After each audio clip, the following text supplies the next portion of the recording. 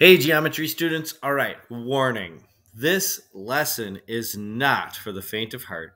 We are going to be learning about something kind of complicated in geometry. We're going to be learning about applications of trigonometric functions. But before we learn about applications of trigonometric functions, we learned that we can use sine, cosine, and tangent to find an unknown side length of a right triangle. In this lesson, we're going to learn that we can use the inverse sine, inverse cosine, or inverse tangent, also known as, okay, the other name is the arc sine, arc cosine, arc tangent. Okay, now listen, to find an unknown angle in a right triangle. Did you catch the difference? Sine, cosine, and tangent, like the cosine of 25 degrees, for instance, gives you the ratio of the lengths of the legs. Let's see, if it's a cosine of 25 degrees, it's the ratio of the length of the adjacent leg to the hypotenuse length of a right triangle. That's a number. It's just a number. That's a ratio of the lengths of the legs. So you would punch in cosine of 25 in your calculator, just give you this decimal number, this glorious long decimal number.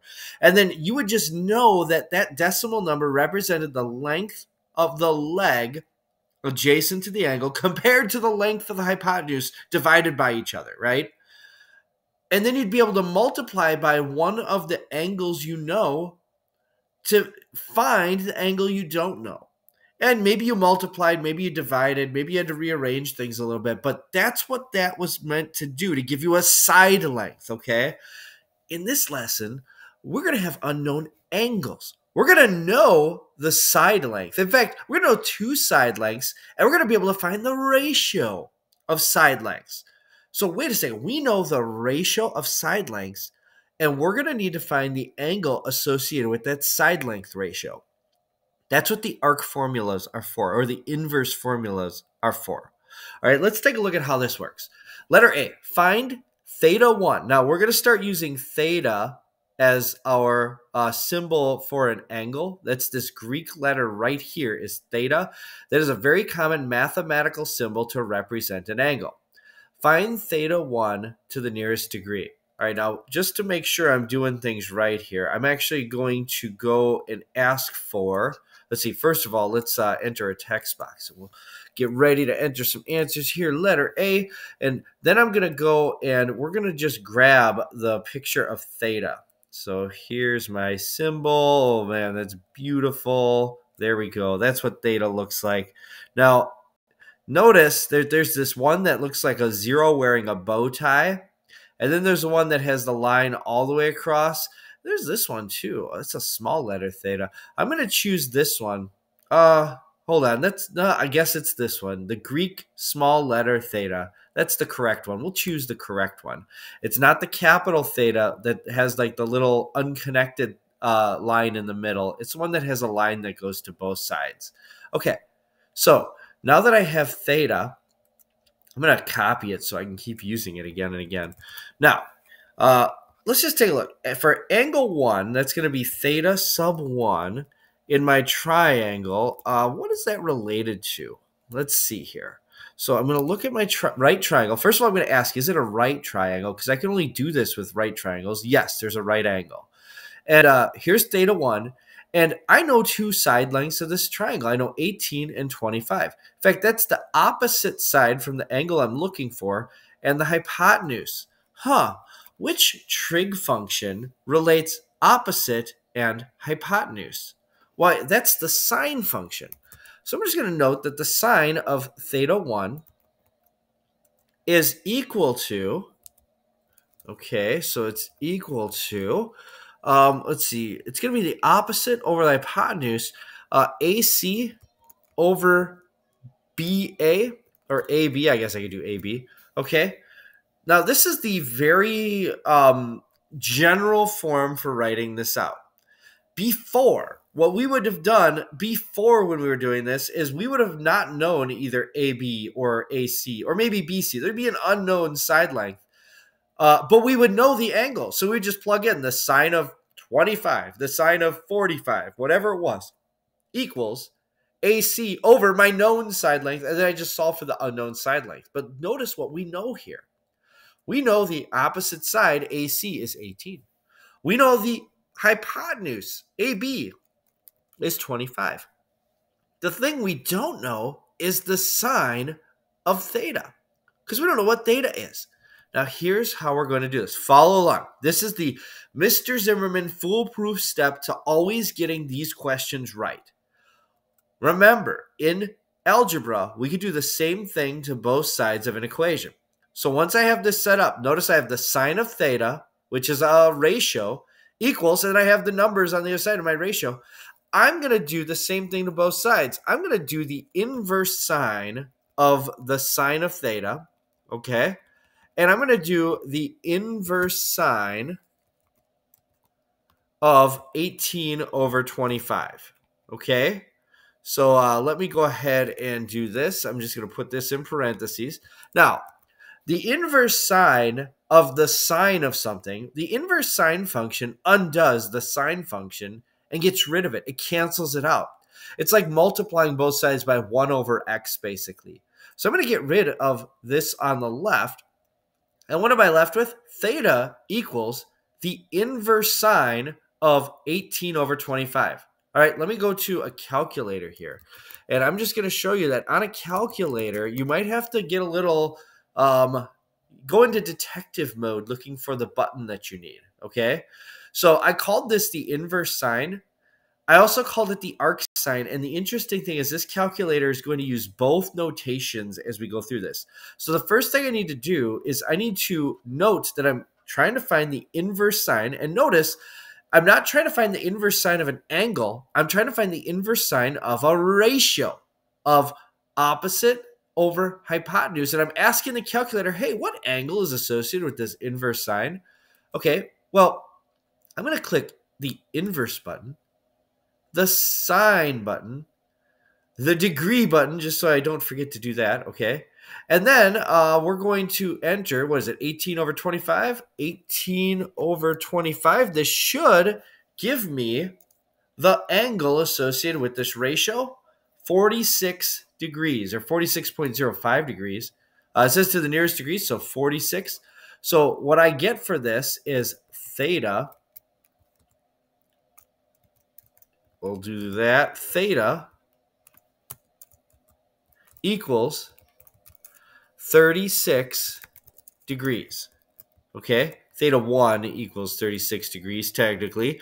And let's see if I got that one right. Is theta 1 actually 36 degrees? 46. I think I had the answer right, and I just typed it wrong. You were probably yelling at me through your computer. There we go. Okay. Let's move on to letter B. Find theta 2 to the nearest degree. Well, this is going to be the same sort of thing, just a little bit different. Okay, so theta 2, the way I'm going to draw theta 2 equals the inverse. Let's see, I'm going to use inverse sine. Oh, the opposite. I don't know the opposite side. I'm going to have to use a different inverse. Inverse cosine or inverse tangent. What do I need to know? Let's see. The cosine is adjacent over hypotenuse. I know the adjacent of the hypotenuse. This is going to be the inverse cosine. Okay? So the inverse cosine of 18, the adjacent side, over 25, the hypotenuse. Okay? Now let's see if this one works. The inverse cosine, so inverse cosine, okay, notice it calls it the arc cosine, but that's okay, of 18 over 25. 43.9 degrees, 44 degrees. So I'm going to note that theta 2 equals 44 degrees. Okay, hold on. Let me just get that entered here without the fuss. Theta 2 equals 44 degrees. And does that make sense with our previous answer? Well, yeah, because 46 plus 44 equals 90. So it makes sense. All right, moving on to letter C. Is in a right triangle, the side that is opposite an angle theta measures 72 centimeters, and the side adjacent is 90 centimeters. Find theta. Okay, so this is going to be, let's see. I'm going to use the tangent of theta this time because I know the opposite and the adjacent, and tangent is opposite over adjacent. But I'm not going to just do the tangent of theta. Okay, so I know the tangent of theta equals, let's see, adjacent is 90 over, let's see, oh, it's opposite over adjacent. So it's 72 is the opposite over adjacent 90, okay? Now, I need to undo this tangent function, so I'm going to do the inverse tangent of both sides of this equation. The inverse tangent of the tan of theta and the inverse tangent of 72 over 90, okay? So this, now when I do the inverse tangent of the tangent of theta, that's going to cancel this out. And I'm left with the inverse tangent of 72 over 90. That sounds like a job for a calculator. Calculator, what is the inverse tangent of 72 over 90? Why, it's 38.7 degrees. 38.7 degrees. Does it say to the nearest? No. So I'm going to say 38.7 degrees is theta. All right. 30 equals 38.7 degrees. And then let's just see if we got that one right. 39. They rounded to the nearest degree. Ooh, those dirty dogs. Okay. I wish it would have said what I was supposed to round to, but that's okay. All right. And then letter D. A children's piano is made with right triangle supports. The hypotenuse is 2 feet long, and the height of the piano is 18 inches. What is theta to the nearest degree? All right, so here's theta up here. I know the adjacent and the hypotenuse. Which trig function SOHCAHTOA has adjacent hypotenuse? Well, that's the cosine. So the cosine of theta in this case is going to equal the adjacent side, 18, over the hypotenuse. Let me make sure I got this right. The adjacent side over the hypotenuse. Now, 18 inches over 2 feet. So I was thinking it was 18 over 2. That's not going to work, but it's 18 over 24 because it's 2 feet. Okay? But I need to know this angle up here. So I don't really care about these side lengths. All I care is about the ratio. I need to get the theta on a side by itself. I'm going to take the inverse cosine on the left and the inverse cosine on the right. Okay, and the inverse cosine, these inverse cosines are going to cancel. This inverse cosine cancels the cosine. So theta equals the inverse cosine of 18 over 24. Let's do that. So inverse cosine 18 over 24 equals 41.4. So I'm going to put down, this is 41.4 degrees. Let's see if we got this one right here. 41 degrees. Okay, so 41.4 is close. Now you know how to use the inverse trig functions. You should be able to do the problem set for next time.